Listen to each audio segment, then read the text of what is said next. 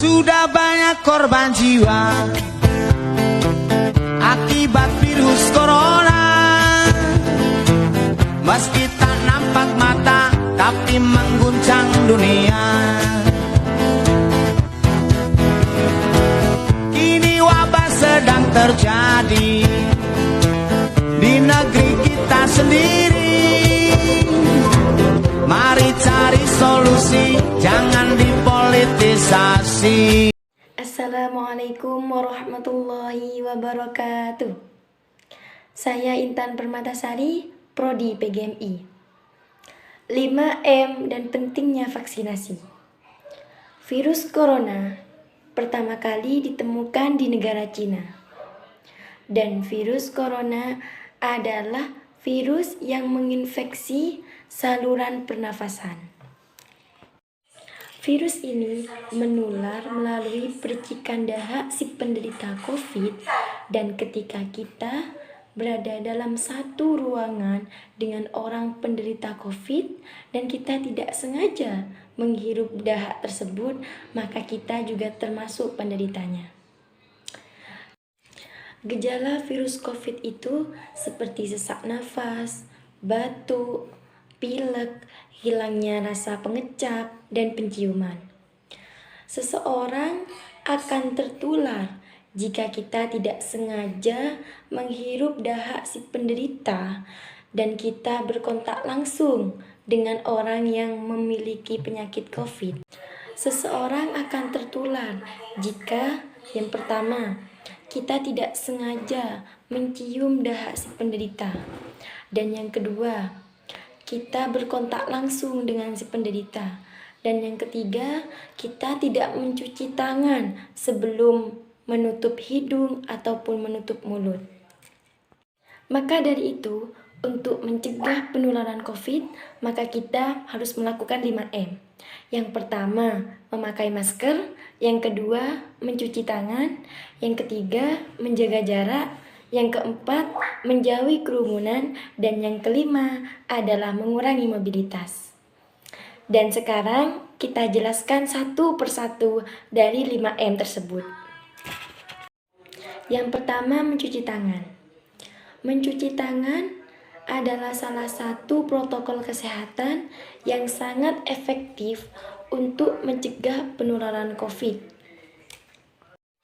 Yang kedua, memakai masker. Awalnya hanya orang sakit saja yang memakai masker.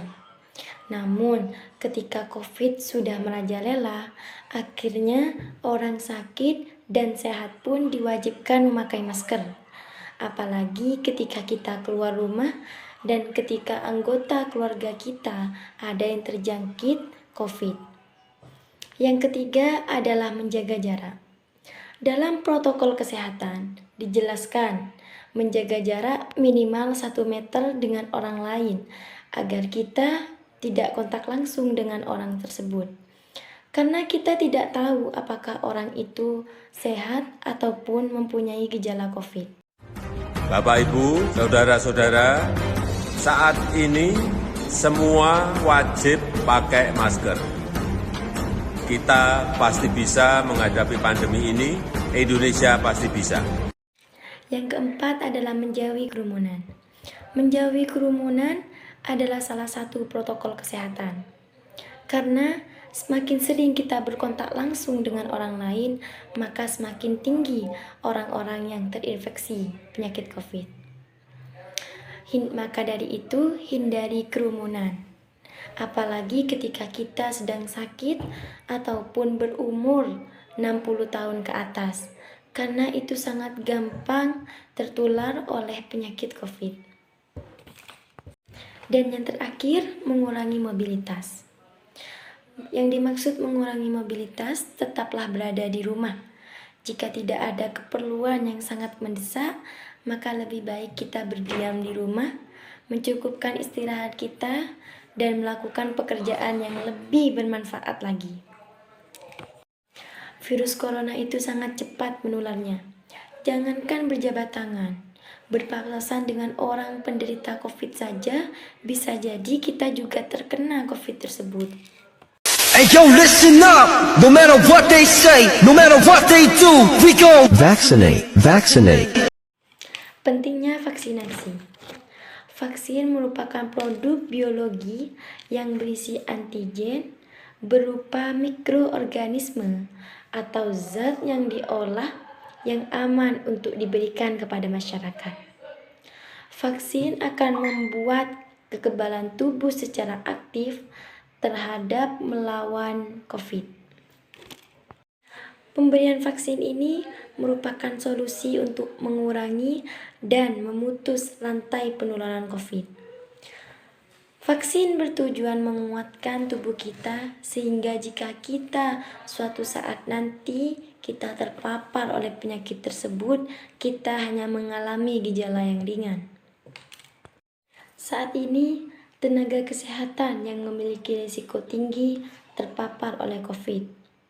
Vaksin juga bisa mengurangi ekonomi. Karena jika tidak ada vaksin, kita harus membeli untuk daya tahan tubuh kita seperti susu dan vitamin. Disampaikan oleh fatwa MUI bahwa vaksin itu halal dan aman untuk diberikan kepada masyarakat.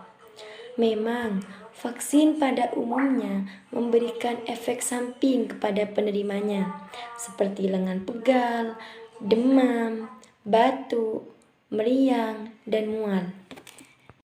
Hal tersebut pertanda bahwa vaksin itu bekerja dan tubuh kita sedang membangun antibodi untuk melawan virus tersebut apabila kita sedang berkontak langsung dengan penderita dengan secara tidak sengaja.